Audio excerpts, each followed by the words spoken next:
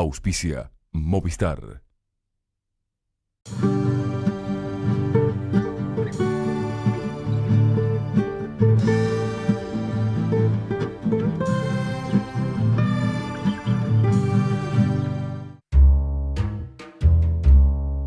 Yo no me siento extranjera en París, ni en Roma, ni en Londres, ni en Madrid, ni en Nueva York. Y sin embargo soy un bien de esta tierra. A esta tierra traigo esas tierras, y a esas tierras llevo la mía.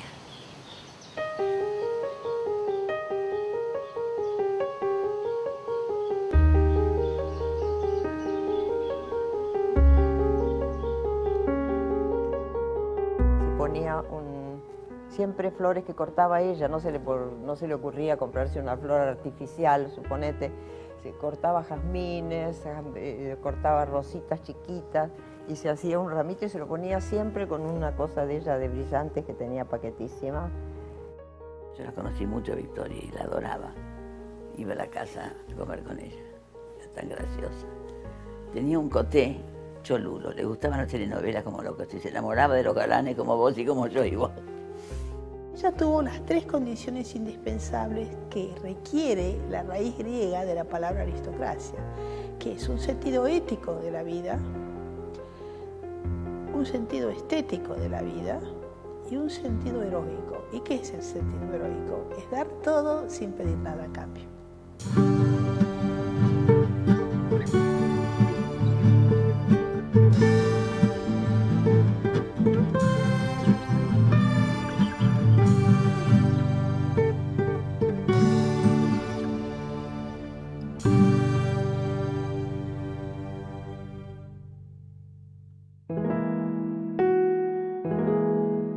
Victoria Ocampo nació el 7 de abril de 1890, primera hija del matrimonio Manuel Ocampo y Ramona Aguirre. La familia, de neto corte aristocrático, poseía fuertes y poderosos antepasados desde la época de la conquista española en la región, y fue educada en esa tradición. Ella consideraba la historia de la Argentina como una historia de familia prácticamente. Sarmiento venía a su casa para ver a su abuelo. La familia de Ocampo se componía de 6 hermanas, de las cuales la mayor era Victoria. Después venía Angélica, después venía Pancha, después venía Rosa, que era mi madre. Después venía Clara, que se murió muy chiquita, de 12 años, y después venía Silvina. Todas mujeres, todas muy lindas y, en fin, muy felices cuando eran chicas, parece. Y ella va a tener una educación europea. Ella incluso muchas veces se va a quejar de que a ella le resulta más fácil la escritura, ya sea en francés o en inglés, incluso pensar en un idioma extranjero que quizás en el propio español. Esto también me parece que, más allá de los prejuicios que uno pueda tener, me parece que esto también marca una forma distinta de pensar. Victoria vivió una infancia consentidísima, tanto es así que el servicio que había en la casa la llamaba la infanta, porque claro, y además era una chica muy vivaz, muy linda, muy bien vestida, lógicamente. Cada una de las niñas Ocampo, que fueron 6, tenían su propia niñera, así que vivió una niñez espléndida y le dieron todo lo que le podían dar. No fue al colegio, nunca.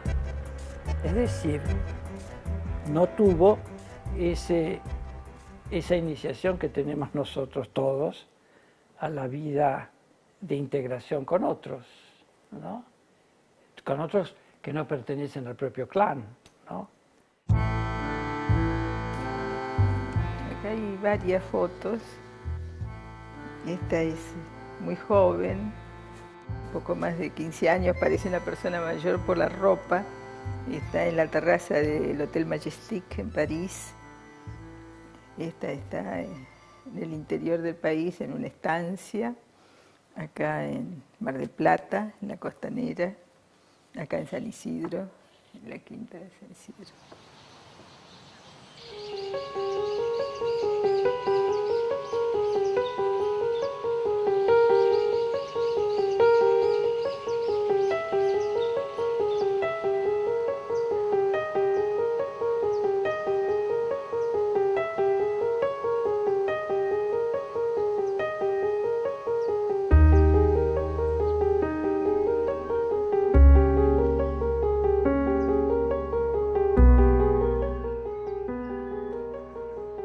Los libros, moneda corriente en la casa de la familia Ocampo, atrajeron a Victoria de inmediato.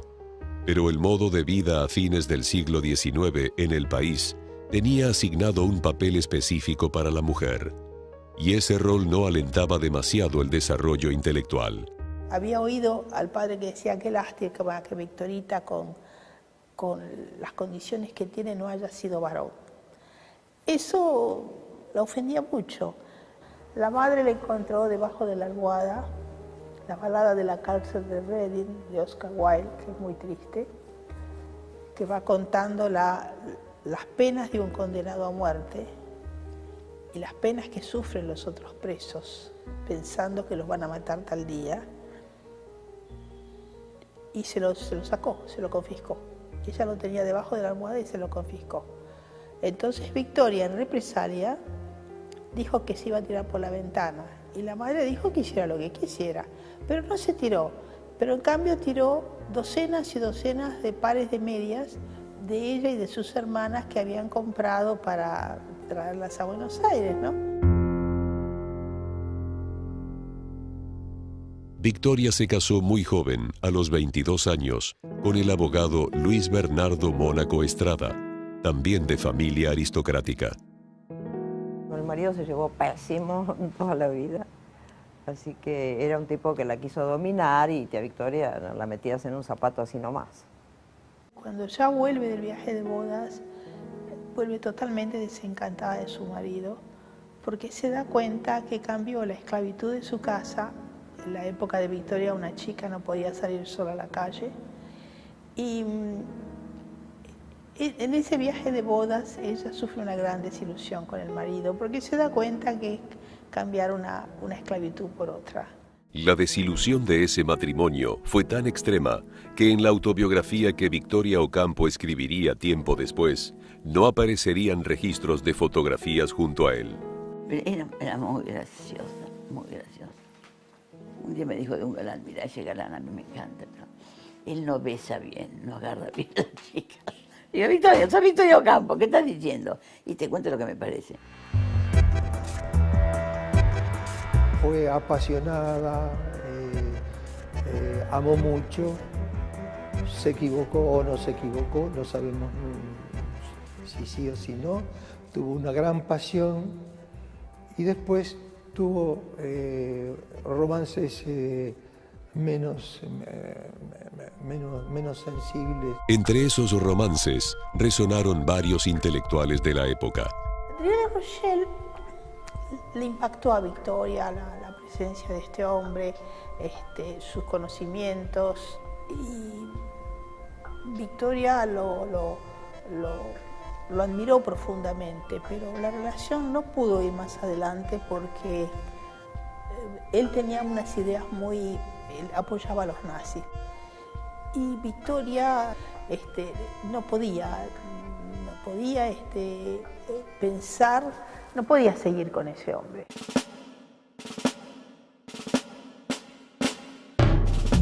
Pero hoy día ser partidario de la violencia es ser partidario de la bomba atómica.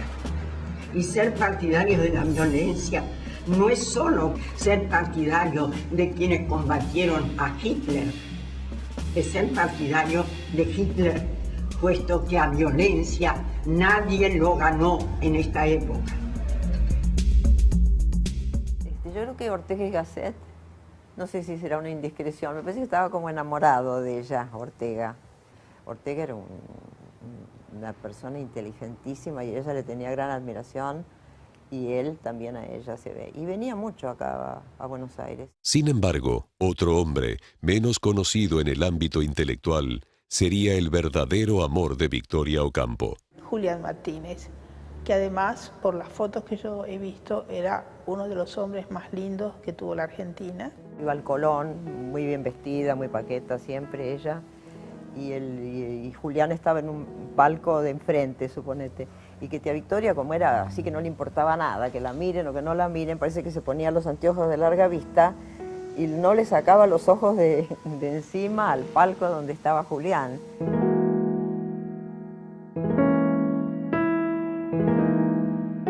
Soy una escritora que se leerá de aquí a 50 años para saber qué pasaba en el corazón de los argentinos de mi época.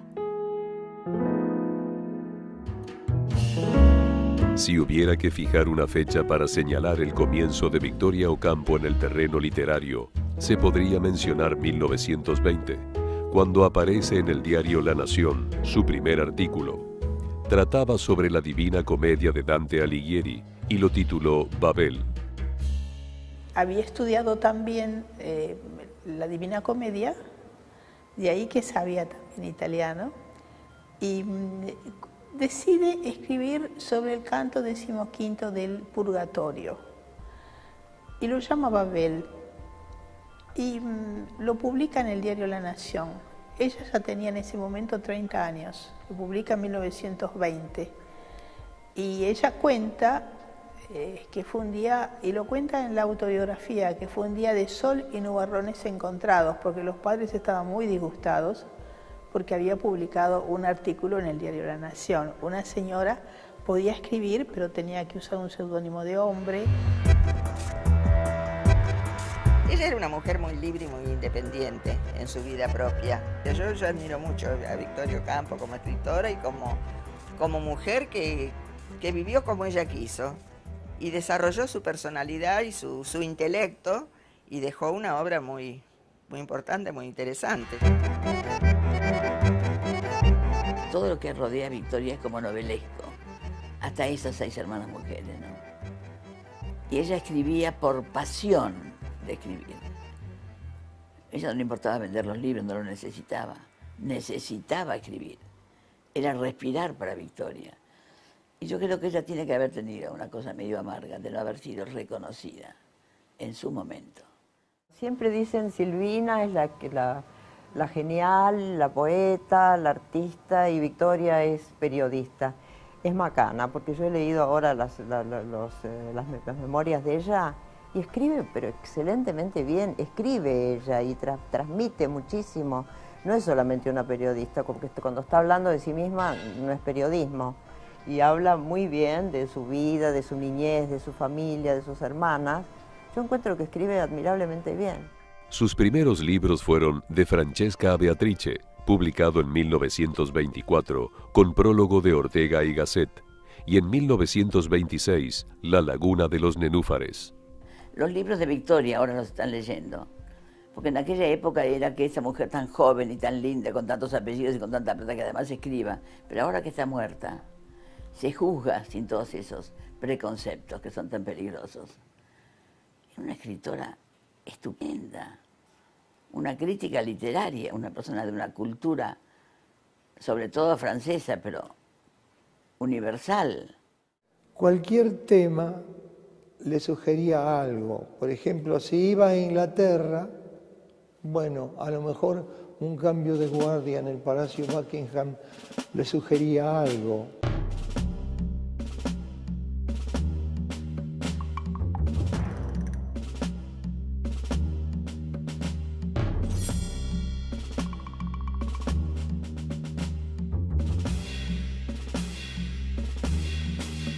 Victoria sí hacía lo que quería. Era tímida al mismo tiempo, ¿eh?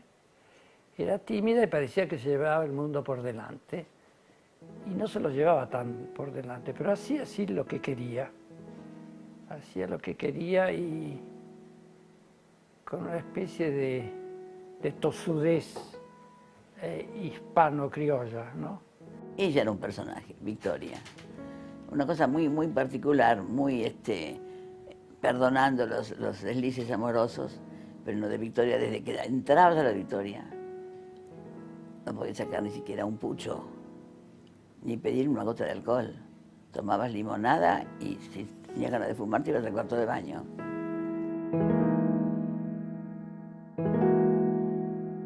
Tenía pautas éticas muy profundas y muy hondas que se reflejan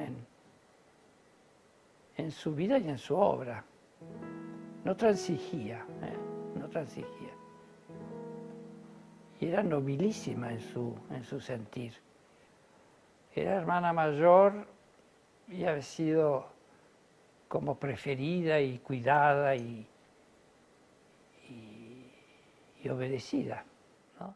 Ella pertenecía indudablemente a esa clase social imbatible que hay en la Argentina, que es una casi de un país monárquico, ¿no? Ciertos apellidos que abren puertas, porque suenan como una campana. Y Victoria pertenecía a eso. Ahora, que en ese mundo aparezca una escritora, esa vocación de literatura, es raro. En 1930, Victoria Ocampo comenzó a idear una revista que más tarde reflejó las principales corrientes intelectuales europeas y que sirvió como vidriera al mundo de lo que realizaban los escritores argentinos más cercanos a ella. La revista salió en enero de 1931 y se llamó Sur. La impulsaron a fundar esa revista el norteamericano Waldo Frank y el argentino Eduardo Mallea, y desde España la presionó bastante Ortega y Gasset, que fue el que le dio nombre a la revista. Póngale Sur, le dijo a Victoria, porque está en el sur realmente.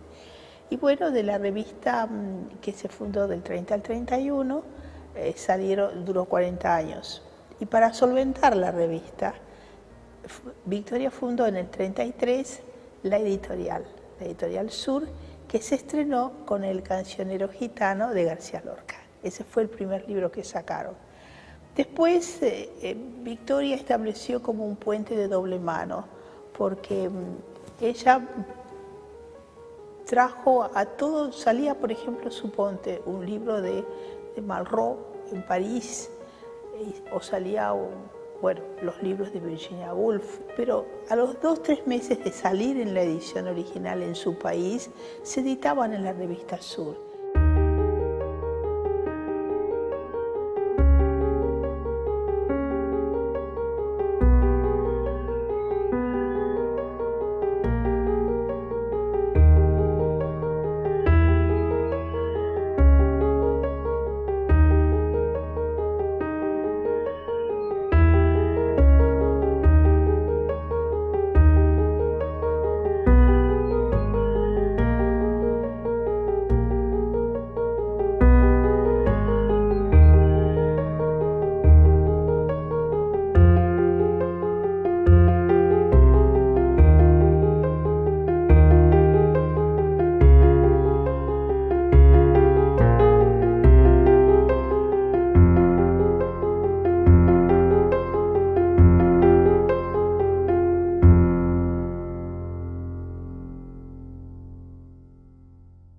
No había ideología en la revista.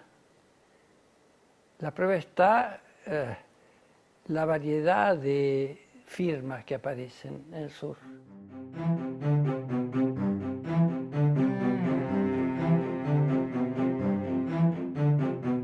Victoria publicó blancos, negros, amarillos, colorados, y además publicó a gente de la extrema izquierda, a gente de centro y a gente de la extrema derecha. Para ella no hubo nunca, ella fue una mujer apolítica. En 1933, Victoria Ocampo selló una de las grandes duplas creativas que dio la literatura argentina al presentarle al joven Adolfo Bioy Casares a Jorge Luis Borges. Años más tarde, Bioy Casares se casó con la hermana menor de Victoria, Silvina Ocampo. Borges, Bioy y Silvina participaron activamente en Sur.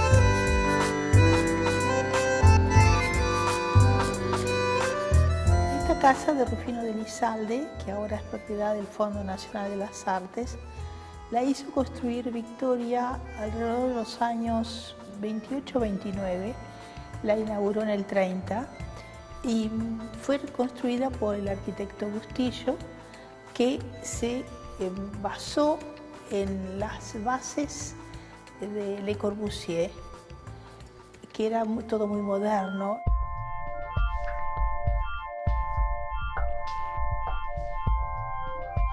La escalera que está casi en la entrada, ahí había en el primer descanso, sobre la pared un gran espejo, y en el espejo se leía la palabra sur y estaba el mapa de América, y ahí se tomó la foto en el verano del 30 al 31, la foto de la inauguración de la revista Sur. Una tarde estaba yo ahí en la redacción de Sur, en la vieja casa de Piamonte y San Martín. Había ido a verlo a Pepe seguramente para entregarle algo de lo que había escrito, comentado, y de pronto se abrió la puerta y apareció el temblor de tierra, ¿no? Y fue apenas una presentación y un saludo y se fue inmediatamente. El gran placer de Victoria Ocampo era escribir. Contaba todo lo que veía como una cronista implacable de su época. Una prueba de ello fueron sus libros Domingos en Hyde Park de 1936 y San Isidro de 1941. Ella fue más que todo una cronista de su tiempo. En los testimonios va contando todo lo que pasa, todo lo que ve. Incluso hace una narración estupenda del juicio de Nuremberg, donde ella fue la única mujer invitada. Es decir, que Victoria tenía un gran... Se la conocía mucho en el mundo a Victoria y se la conocía como una mecenas, como lo que era. No había creación intelectual del tipo de poético o novelístico. Ella era una cronista y así son los 10 libros de los testimonios, son cosas que ella vio, cosas que pensó. En el viaje que hizo ella en el año 46, después de la guerra, de apenas terminada la guerra, conoció a Graham Greene y se propuso invitarlo a que viniese a Buenos Aires. Cuando vino Graham Greene, ella lo trató como lo trataba a Borges, que lo trataba como si fuera un hermano menor. Los agarraba así, los sacudía, les decía no sea bruto, les hablaba así a ellos, les hablaba de una forma que uno no se imaginaría, porque en esa época tampoco no se usaba, y decía malas palabras además. Y les decía no sea animal usted, o váyase a la M, qué sé yo, cualquier cosa les decía. Y a Graham Greene lo trató muy, muy confianzudamente, yo lo veía eso, y él estaba chocho, encantado. No era esas mujeres sabias y cultas, sin pintura y como peleadoras por las grandes verdades del mundo. Tenía eso y además era una señora de alta sociedad, que le gustaba un chiste verde, que le gustaba saber con quién anda, el último galán de la televisión. Esa combinación no se da mucho. Viajera incansable, amiga de los más prestigiosos artistas e intelectuales europeos, mecenas de la literatura argentina, pero irremediablemente atada a su condición de aristócrata, Victoria se fue convirtiendo en sinónimo de una cultura que no se emparentaba con los tiempos que a mediados de los 40 comenzó a vivir el país.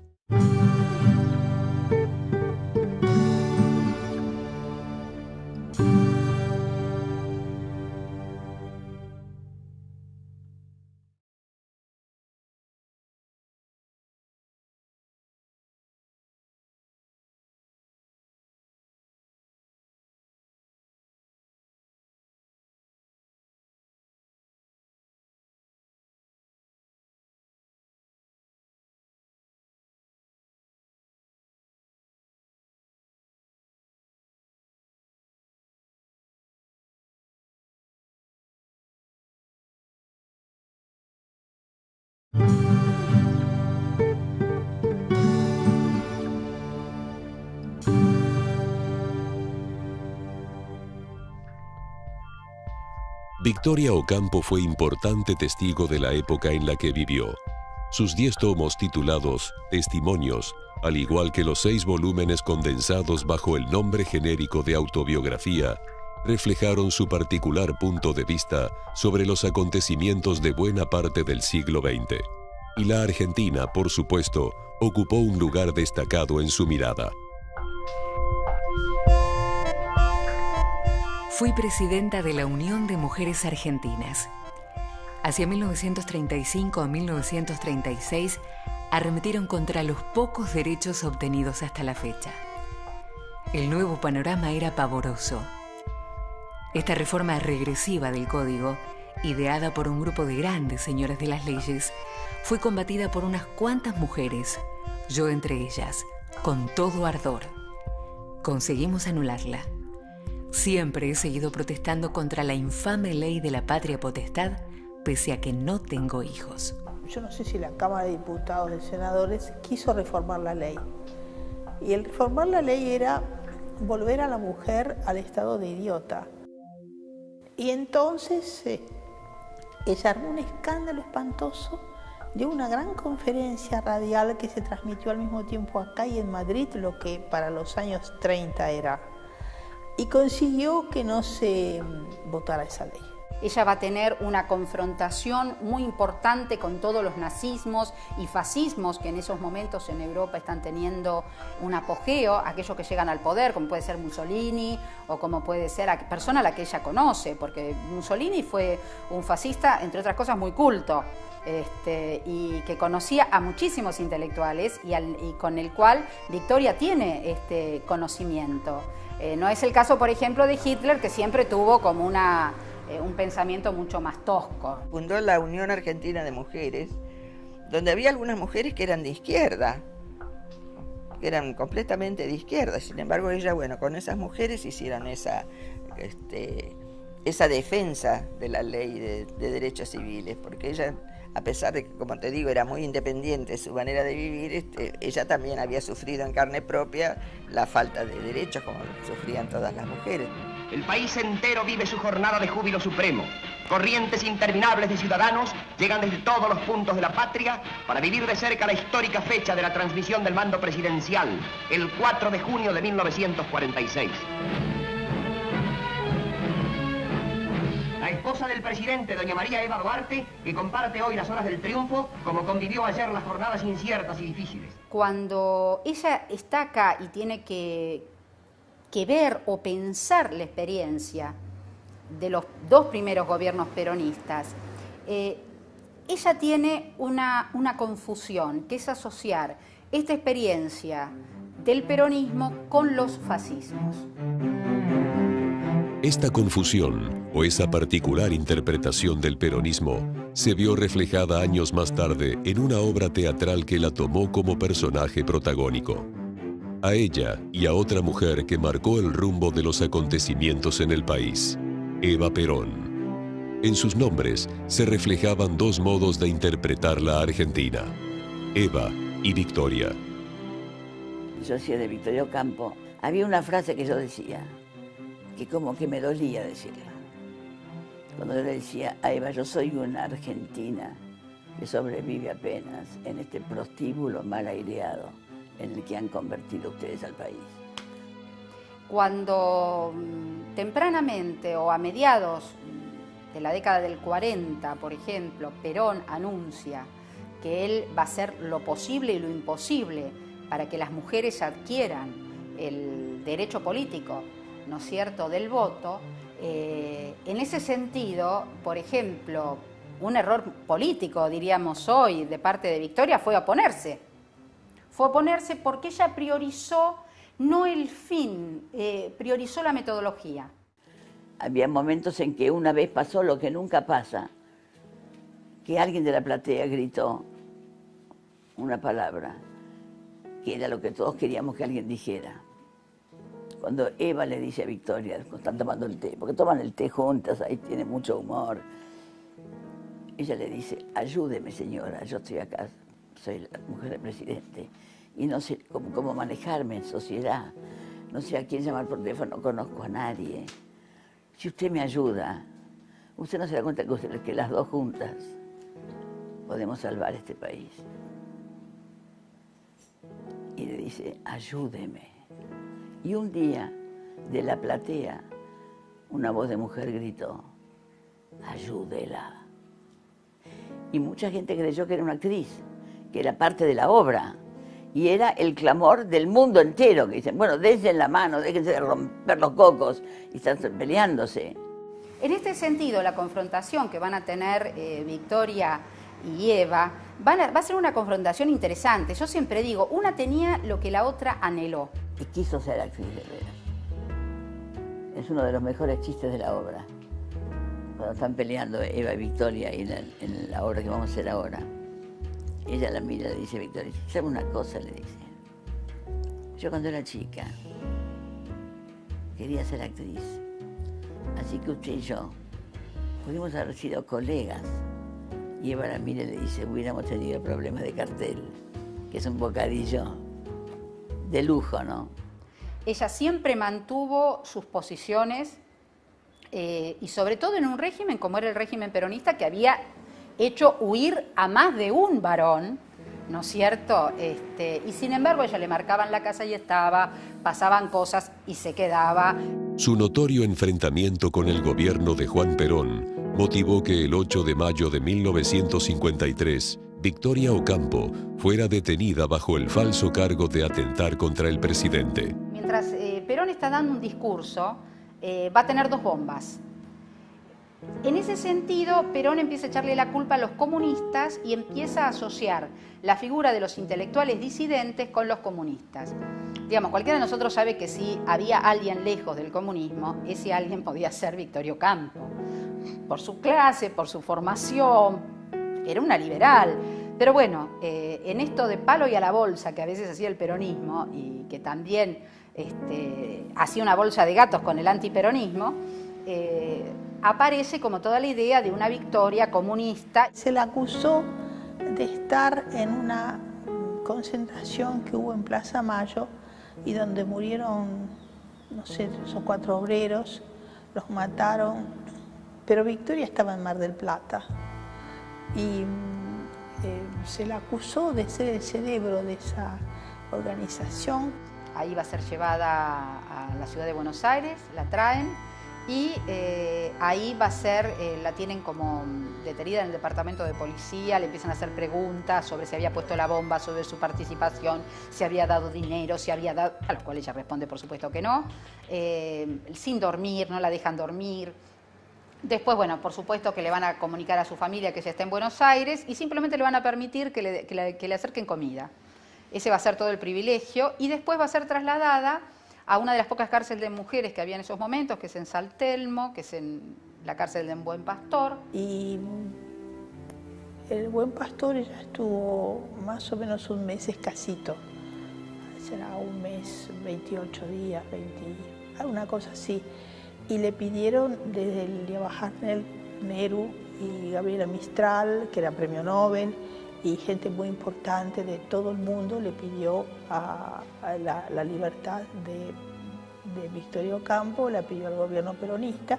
Ella no describe esos 26 días como lo peor que le pasó en la vida. Ella, por supuesto, que reconoce el oprobio que para ella significó, ¿no es cierto?, la cárcel, que la sacaran, pero también de alguna manera el despojo, ella lo toma como un verdadero aprendizaje. Fue muy importante para ella la cárcel, muy importante porque ella dice, por fin tocó fondo. Yo, que privilegio la verdad por encima de todo, dejé atrás esta cárcel encubierta donde vivía sin barrotes y aquí he tocado la realidad. Y estoy agradecida de haberla tocado y de que se me haya presentado esta oportunidad para conocer un ámbito que ella no conocía. Soy de una esquina de Florida y Viamonte, de otra, de San Martín y Viamonte, donde nací, de las barrancas de San Isidro, de una quinta en Mar del Plata, cuando las calles eran de tierra y no de asfalto. Pero soy de París y de Londres y de Roma y Madrid y de Nueva York y hasta de Calcuta, que no conozco. Soy del mundo entero sin dejar migajas.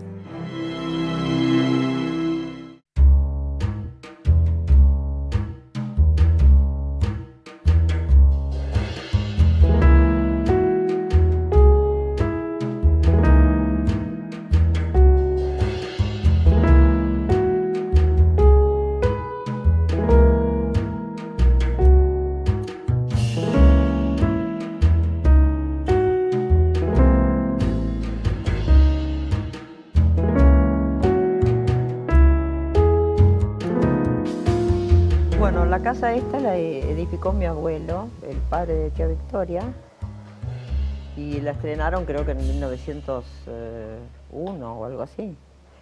Y ellos pasaban siempre los veranos acá, no era una casa de invierno, venían nada más que en el verano y nosotros también. Me invitó a ir a San Isidro y fui a algún té, esos clásicos tés de Villa Ocampo, donde reunía a su gente amiga, a la gente que pasaba por Buenos Aires, y ella tenía interés de que conociesen a quienes colaboraban con la revista Sur. La mansión de San Isidro, Villa Ocampo, fue el lugar por donde pasó buena parte de la cultura del mundo entero. Igor Stravinsky, Graham Greene, Jorge Luis Borges, Rabindranath Tagore, Roger Caillois, Albert Camus, André Malraux, Octavio Paz, Pablo Neruda, Maurice Ravel, Federico García Lorca, Arthur Rubinstein. Victoria se encargó de que sus puertas siempre estuvieran abiertas al debate intelectual. Esos debates se vieron reflejados en varios libros. Tagore en las barrancas de San Isidro y Diálogos con Borges, entre otros títulos publicados por la editorial Sur.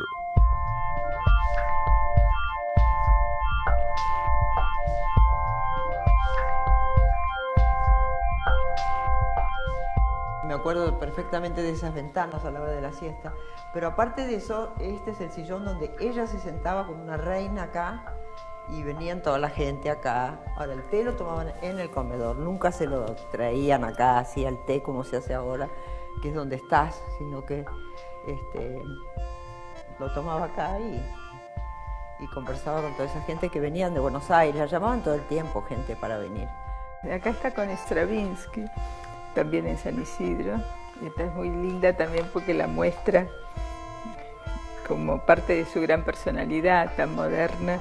En esta época manejar un coche decapotable no se usaba. Y en una ocasión que Tita Merello vio que había venido una persona importante del extranjero, dijo: parece mentira, todo el mundo en el extranjero conoce esa casa, pero a mí nunca me invitaron. Y Victoria estaba viendo esa audición en televisión, tenía prendido el televisor y entonces hizo buscar el número de teléfono de Tita Merello y la invitó a tomar el té con ella. La intensa actividad cultural desarrollada por Victoria Ocampo a lo largo de toda su vida motivó que fuera designada como miembro de la Academia Argentina de Letras. A pesar del reconocimiento tardío, fue la primera mujer en ocupar ese lugar el 23 de junio de 1977. En el año 78, en un momento dado, me llama por teléfono ella misma y me convoca, porque convocaba, ¿no?, para que fuese a San Isidro a verla. Y esto coincidió con el final del Campeonato Mundial de Fútbol, el partido Argentina-Holanda, creo que era. Y cuando llegué a Villa Ocampo, pude subir al primer piso y pasé por primera vez en mi vida al cuarto de Victoria. Y ella estaba en la cama, con todo el pelo echado hacia atrás, y lindísima, y estaba viendo el final del partido, sin sonido, no tenía nada más que la imagen. Y vimos el final del partido, me recibió así, me hizo señas de que me sentara, vimos el final, y me acuerdo que ella misma apagó el aparato y me dijo: ha ganado todo lo que más detesto.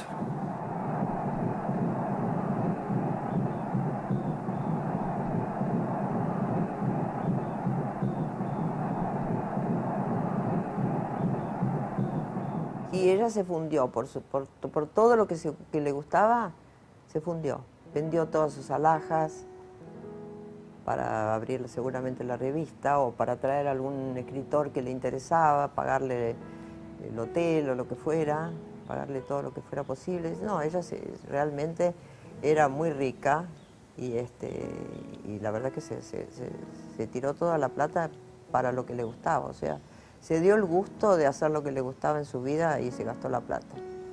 Ella se enferma, cree que tiene un dolor de muelas y en realidad lo que tiene es un cáncer en el paladar. Y la operan, le hacen unas prótesis porque no tiene más paladar. Al final ella ya no podía comer. La última vez que yo la vi, que fue muy poco tiempo antes de morir, unos 2 meses creo antes de morir, o 3, había adelgazado como 30 kilos porque no podía comer. Le habían hecho una operación muy espantosa en la cara, y estaba muy desfigurada y no le gustaba que la vieran. Y entonces vivía sola acá, sola. Se venía manejando de Buenos Aires a los 80 años, manejando el auto. Y yo te digo, acá la casa era bastante triste. Yo he venido algunas veces a comer y pensaba, ay, qué valiente que es que estás sola en esta casa, porque te inunda, eso es muy grande esta casa. Tomamos té juntos y Victoria, ya me iba yo también, me tomó la mano y me dijo, ahora que me decidí a que me veas como estoy, volvé cuando quieras. Entonces, lo que me surgió fue decirle, ¿me dejás que te bendiga? Y me dijo que sí. Entonces, la asigné en la frente y la bendije. Y ella se puso a llorar. Y yo también. El 27 de enero de 1979, a las 9 de la mañana, murió en su casona de San Isidro. Borges reflejó días después en el diario La Nación quién había sido Victoria Ocampo. En un país y en una época que las mujeres eran genéricas, tuvo el valor de ser un individuo. Dedicó su fortuna, que era considerable, a la educación de su país y de su continente.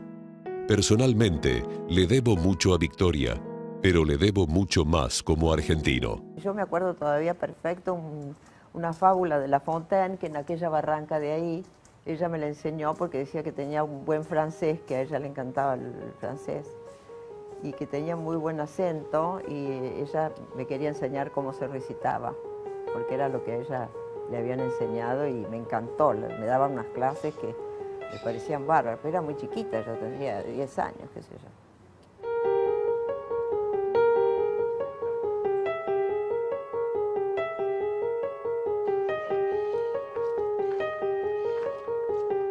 La raison du plus fort est toujours la meilleure. Nous allons le montrer tout à l'heure.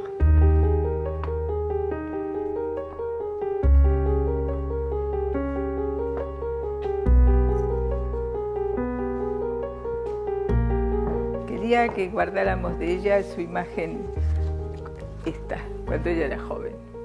Que le gustaba a ella y nos gustaba a todos. A mí también me parecía un retrato espléndido. Siempre lo miro con mucho gusto porque refleja realmente toda la fuerza y el carácter y la belleza que tenía Victoria. En este momento en la Argentina, que faltan tantas cosas, diría Victoria, se te extraña. Nada más.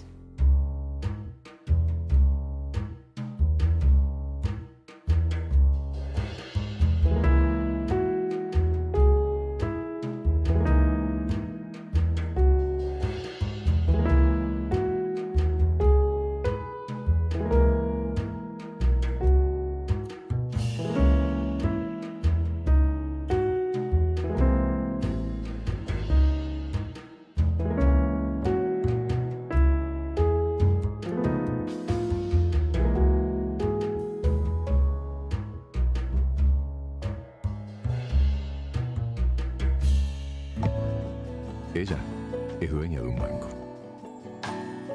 Ellos son dueños de un banco. Él también es dueño de un banco. Forman, como miles de argentinos, Credicop. Banco Credicop. El único banco que no tiene clientes, tiene asociados. Banco Credicop Cooperativo. La banca solidaria.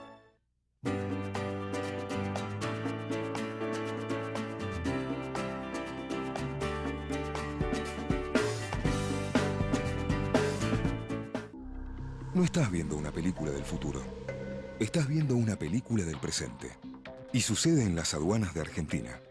Gracias a la tecnología de la AFIP, nuestro país se suma a las 24 naciones del mundo que ya calificaron como aduana segura, a partir de la incorporación de escáneres que garantizan competitividad para nuestras exportaciones y seguridad en las importaciones, además de un sistema de seguimiento satelital para que las cargas que ingresan al país transiten seguras hasta su destino final.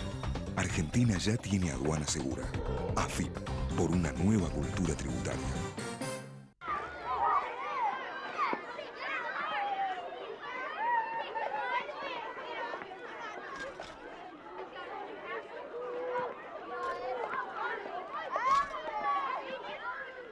Cada vez son más los chicos que estudian en la nueva secundaria.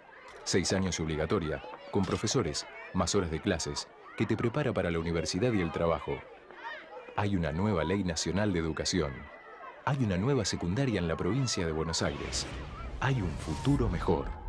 Trabajamos por una provincia grande como un país. Gobierno de la provincia de Buenos Aires. Créditos del Ciudad. Cuota clara. Sin letra chica. Sin sorpresas. Banco Ciudad te quiere ver crecer. Para generar electricidad, se utilizan recursos naturales. No derrocharla ayuda a cuidar el medio ambiente. Disfruta de la electricidad. Usala responsablemente. Edenor. Cuidemos la energía. Cuidemos el futuro.